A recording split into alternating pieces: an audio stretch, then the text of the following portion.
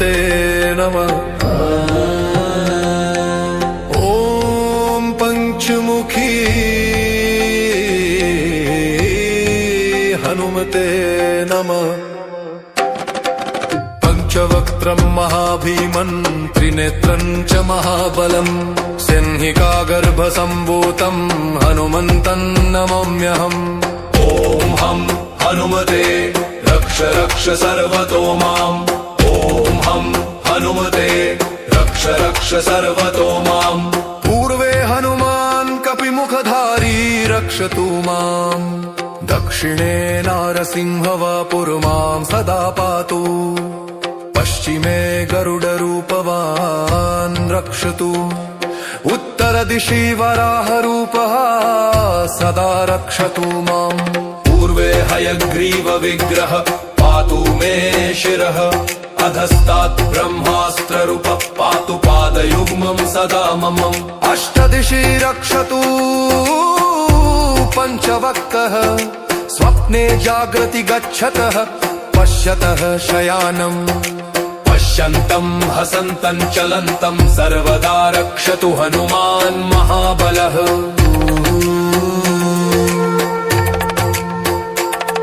ॐ अञ्जनीसुताय महाबलाय रामदूताय नमः। ॐ किल्किलाय वीराय विक्रान्ताय नमो नमः। ॐ भूतप्रेतपिशाचादिनाशाय स्वाहा। ॐ असिधारा कृशानुवत् कवचं मे हनुमान् स्थापयतु। रामभक्ताय रामदूताय हनुमते नमः। सर्वशत्रुनिवारणाय कवचं पठेत्। रक्षां कुरु महाबाहो त्राहि त्राहि नमोऽस्तुते। ॐ हं हनुमते नमः। ॐ हं हनुमते नमः।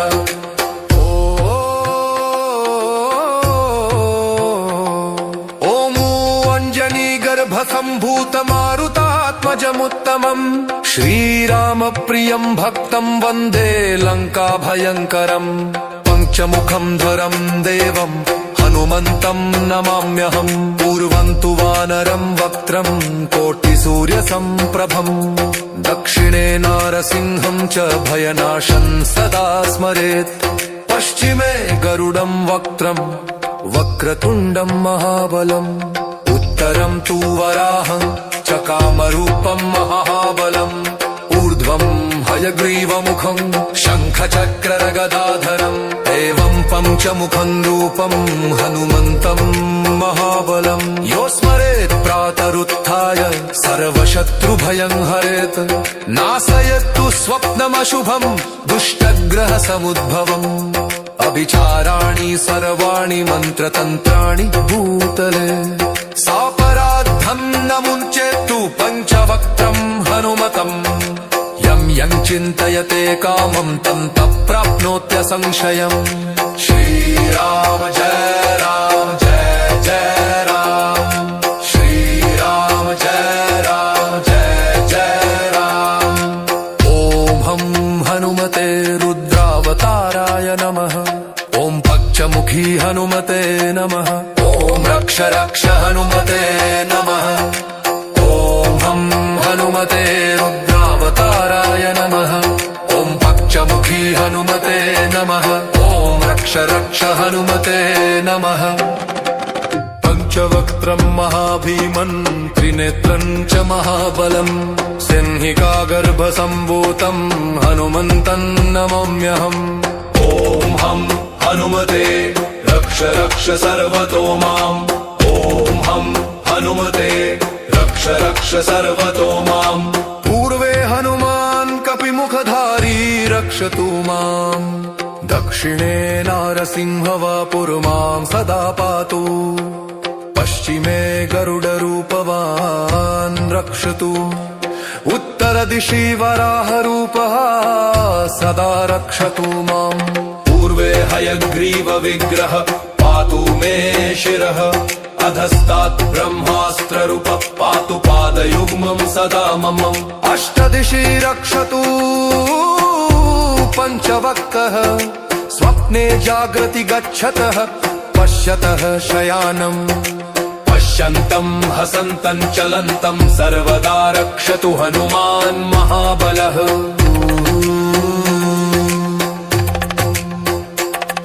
ॐ अञ्जनीसुताय महाबलाय रामदूताय नमः ॐ किल्किलाय वीराय विक्रान्ताय नमो नमः ॐ भूतप्रेतपिशाचादिनाशाय स्वाहा ॐ असिधारा कृशानुवत् कवचं मे हनुमान् स्थापयतु रामभक्ताय रामदूताय हनुमते नमः सर्वशत्रुनिवारणाय कवचं पठेत् रक्षां कुरु महाबाहो त्राहि त्राहि नमोऽस्तु ते ॐ हं हनुमते नमः ॐ हं हनुमते नमः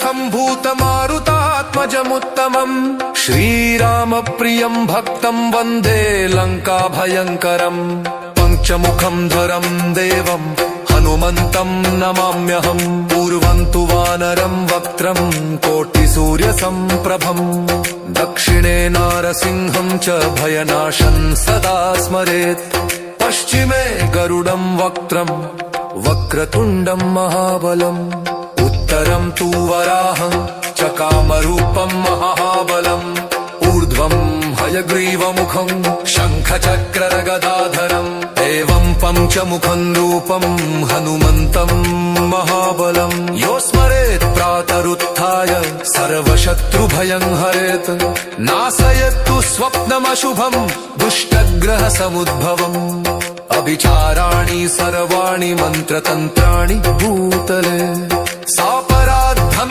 न मुञ्चेत्तु पञ्चवक्त्रं हनुमतम् यं यं चिन्तयते कामं तं प्राप्नोत्यसंशयम् श्रीराम जय राम जय जय राम श्रीराम जय राम जय जय राम ॐ हं हनुमते रुद्रावताराय नमः ॐ पञ्चमुखी हनुमते नमः ॐ रक्ष रक्ष हनुमते नमः ॐ हं हनुमते रुद्रावताराय नमः ॐ पञ्चमुखी हनुमते नमः ॐ रक्ष रक्ष हनुमते नमः पञ्चवक्त्रं महाभीमन् त्रिनेत्रं च महाबलम् सिंहिकागर्भसम्भूतं हनुमन्तं नमाम्यहम् ॐ हं हनुमते रक्ष रक्ष सर्वतो माम् ॐ हं हनुमते रक्ष रक्ष सर्वतो माम् पूर्वे हनुमान् कपिमुखधारी रक्षतु माम् दक्षिणे नारसिंहवापुर्मां सदा पातु पश्चिमे गरुडरूपवान् रक्षतु उत्तरदिशि वराहरूपः सदा रक्षतु माम् पूर्वे हयग्रीवविग्रह पातु मे शिरः अधस्तात् ब्रह्मास्त्ररूपः पातु पादयुग्मं सदा मम अष्टदिशि रक्षतु पञ्चवक्त्रः स्वप्ने जागृति गच्छतः पश्यतः शयानम् पश्यन्तं हसन्तं चलन्तं सर्वदा रक्षतु हनुमान् महाबलः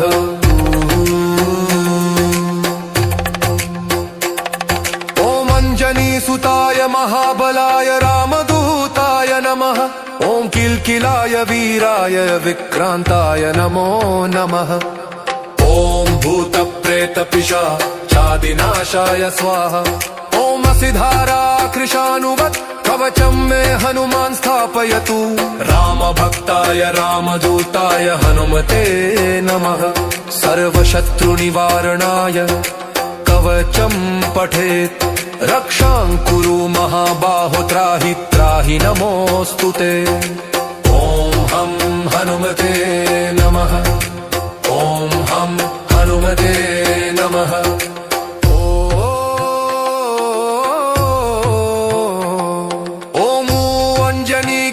सम्भूतमारुतात्मजमुत्तमम् श्रीरामप्रियं भक्तं वन्दे लङ्काभयङ्करम् पञ्चमुखं धरं देवं हनुमन्तं नमाम्यहम् पूर्वं तु वानरं वक्त्रं कोटिसूर्यसम्प्रभम् दक्षिणे नारसिंहं च भयनाशं सदा स्मरेत् पश्चिमे गरुडं वक्त्रं वक्रतुण्डं महाबलम् उत्तरं तु वराहं च कामरूपं महाबलम् ऊर्ध्वं हयग्रीवमुखं शङ्खचक्रगदाधरम् एवं पञ्चमुखं रूपं हनुमन्तं महाबलम् यो स्मरेत् प्रातरुत्थाय सर्वशत्रुभयं हरेत् नाशयतु स्वप्नमशुभं दुष्टग्रहसमुद्भवम् अभिचाराणि सर्वाणि मन्त्रतन्त्राणि भूतले सापराद्धं न मुञ्चेत्तु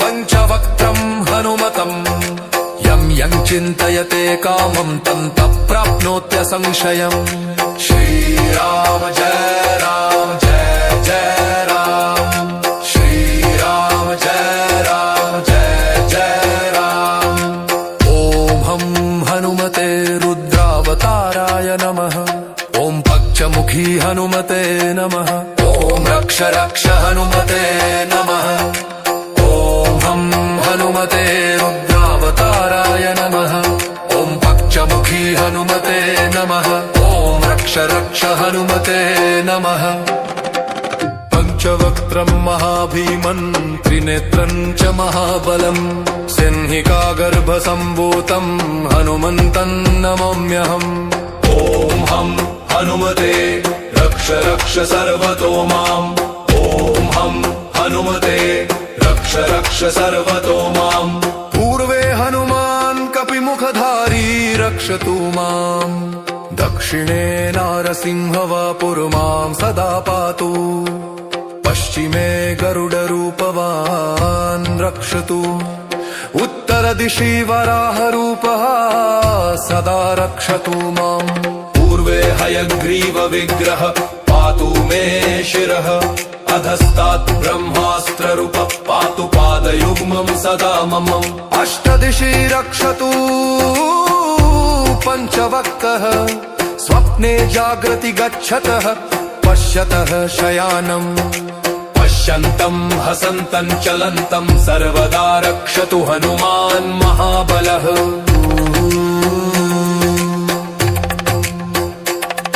ॐ अञ्जनीसुताय महाबलाय रामदूताय नमः ॐ किल्किलाय वीराय विक्रान्ताय नमो नमः ॐ भूतप्रेतपिशाचादिनाशाय स्वाहा ॐ असिधारा कृशानुवत् कवचं मे हनुमान् स्थापयतु रामभक्ताय रामदूताय हनुमते नमः सर्वशत्रुनिवारणाय कवचं पठेत् रक्षां कुरु महाबाहो त्राहि त्राहि नमोऽस्तु ते ॐ हं हनुमते नमः ॐ हं हनुमते नमः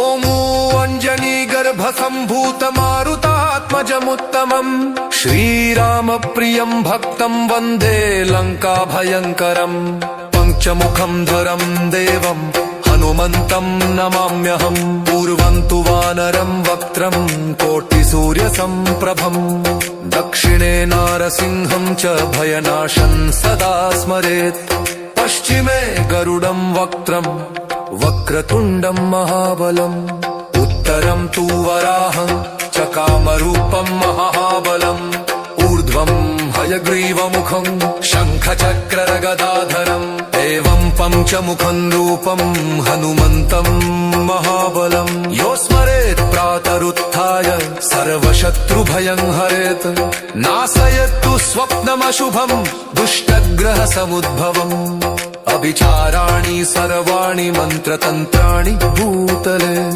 सापराद्धं न मुञ्चेत्तु पञ्चवक्त्रं हनुमतम् यं चिन्तयते कामं तं प्राप्नोत्यसंशयम् श्रीराम जय जय राम श्रीराम जय जय राम ॐ हं हनुमते रुद्रावताराय नमः ॐ पक्षमुखी हनुमते नमः ॐ रक्ष रक्ष हनुमते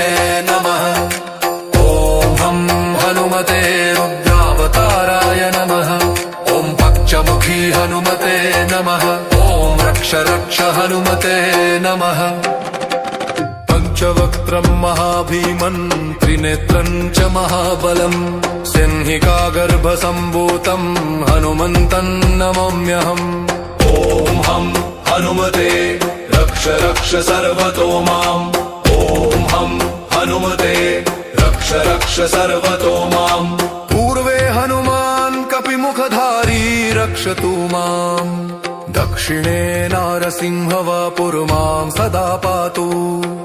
पश्चिमे गरुडरूपवान् रक्षतु। उत्तरदिशि वराहरूपः सदा रक्षतु माम्। पूर्वे हयग्रीवविग्रह पातु मे शिरः। अधस्तात् ब्रह्मास्त्ररूपः पातु पादयुग्मं सदा मम। अष्टदिशि रक्षतु पञ्चवक्त्रः। स्वप्ने जागृति गच्छतः पश्यतः शयानम्। पश्यन्तं हसन्तं चलन्तं सर्वदा रक्षतु हनुमान् महाबलः।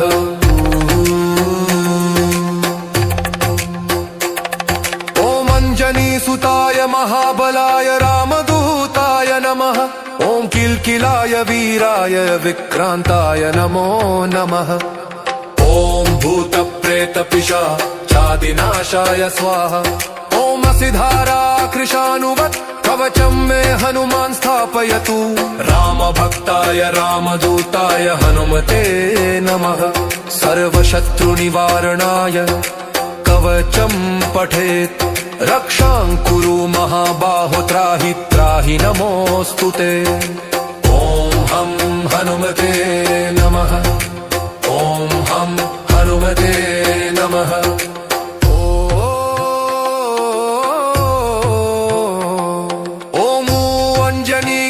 सम्भूतमारुतात्मजमुत्तमम् श्रीरामप्रियं भक्तं वन्दे लङ्काभयङ्करम्।